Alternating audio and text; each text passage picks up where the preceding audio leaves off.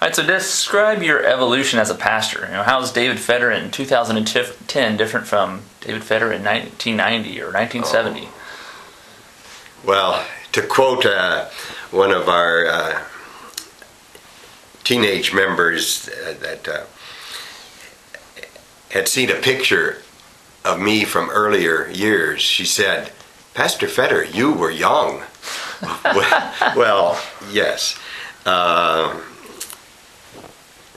I think a few extra pounds, perhaps, have been gained, and a few gray hairs, and I'm not ashamed of that at all. God has certainly blessed me with these years.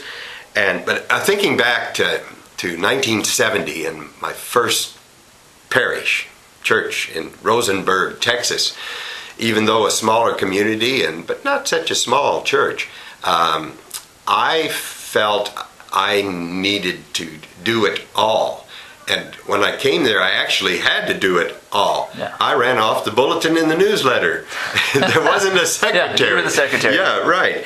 And that's sometimes a danger for a pastor, because in this profession, we tend to want to please people.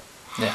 And do everything we can, and being young and energetic and enthused, I just got involved with all sorts of things. I was even a chaplain on the volunteer fire department. How about that? Wow. And had a radio in the church office and right next to my bed. Yeah, went to all the calls. Wow. Except when I was presiding on Sunday morning, I turned it off. So that was 1970, and then over the years, moving from a small community into downtown Austin to a larger church, and a church with a lot of history.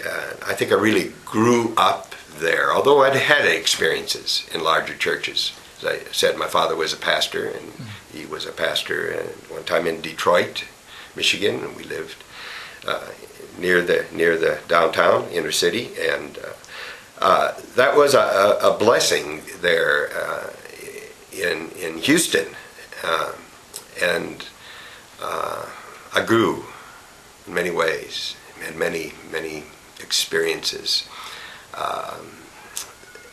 and then to have the opportunity in 1980 to come to a mission, a new start for developing a congregation here in Austin.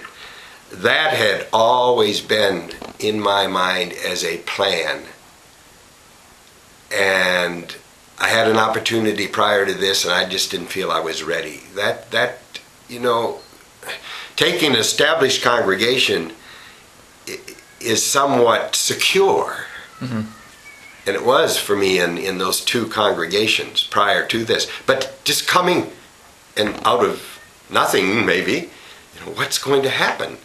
But I had been praying about that. And so you got to watch what you pray for. That may come. Not a mission work in Africa, but mission work right in these woods here. Yeah, different set of woods. Yeah, well, I know Kill back then was right, way out in the boondocks. Right, in southwest Austin. If you could give some advice to David Fetter, 1970, what would you tell him? Well, probably, young David Fetter had in his mind some things he heard his dad say too. And I've lived with this, and I still hear my dad speaking. Remember, love God, and let God love you, and love others, and let others love you. And it will be okay. You will be blessed.